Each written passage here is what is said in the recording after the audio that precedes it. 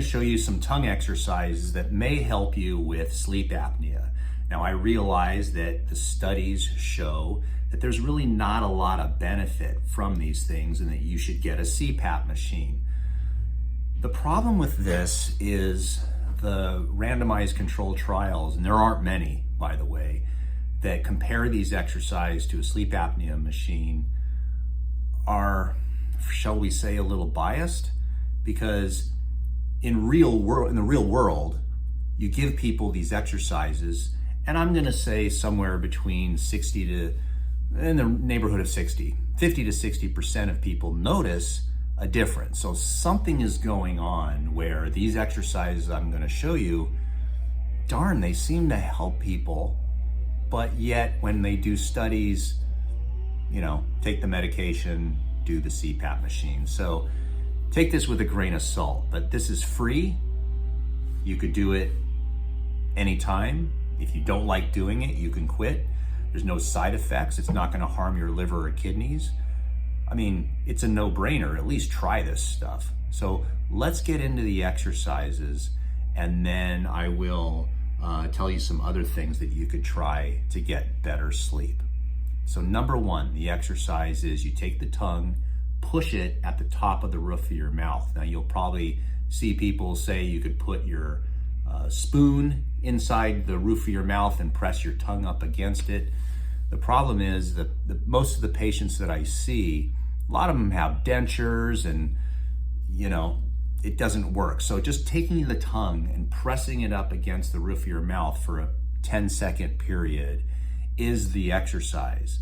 And you're gonna go through a cycle of these exercises, a circuit, and you can repeat it 3 times. So just take your tongue and press it firmly against the roof of your mouth.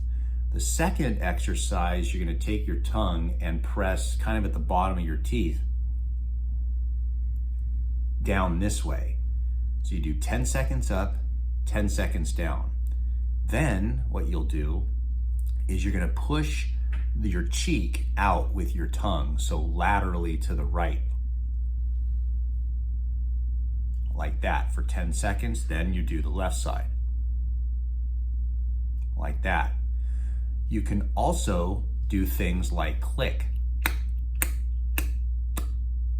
That's an exercise, you can feel it. Then you can try to curl your tongue or do exercises that are strange, but you'll roll your tongue back and forth. Once you're done with that cycle, then you repeat again, top of the roof of your mouth, bottom of your mouth, this side, that side, click, roll. You go through 3 cycles of that. And what you do is you do it before bedtime. It's not gonna take you that long period of time. The reason you wanna do this is because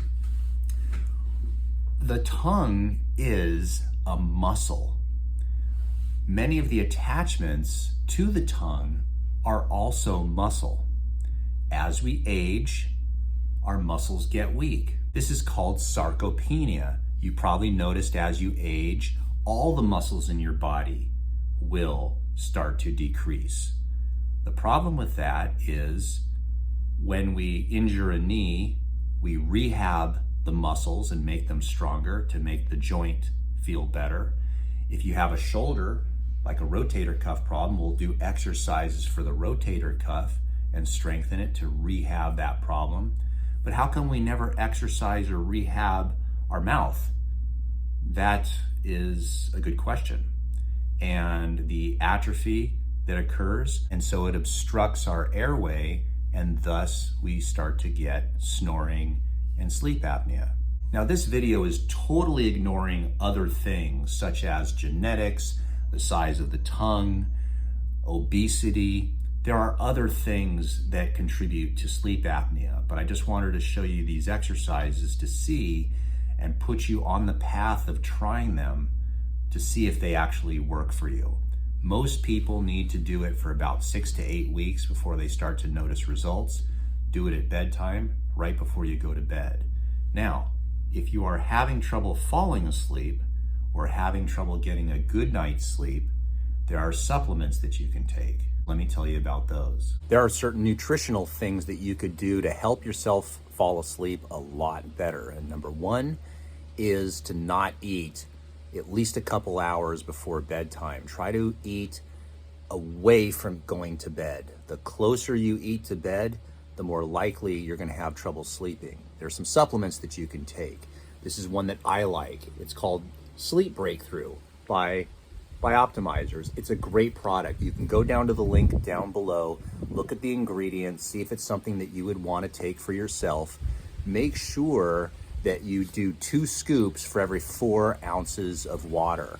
You simply drink it an hour before going to bed, so you're not really consuming calories. It's just a bunch of minerals, a bunch of vitamins that will help you relax and fall asleep, and it helps promote that type of relaxation.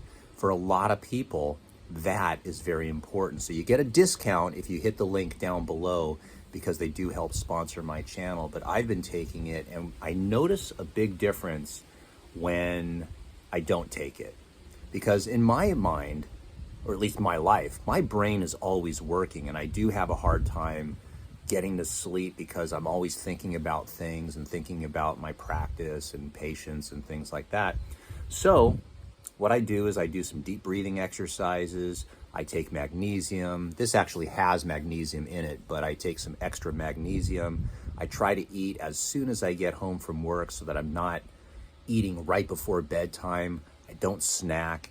I have dark shades, nice cold room, great blanket, and that's what helps me fall asleep a lot better. So if you want to try this Sleep Breakthrough, it is available right now at a discount.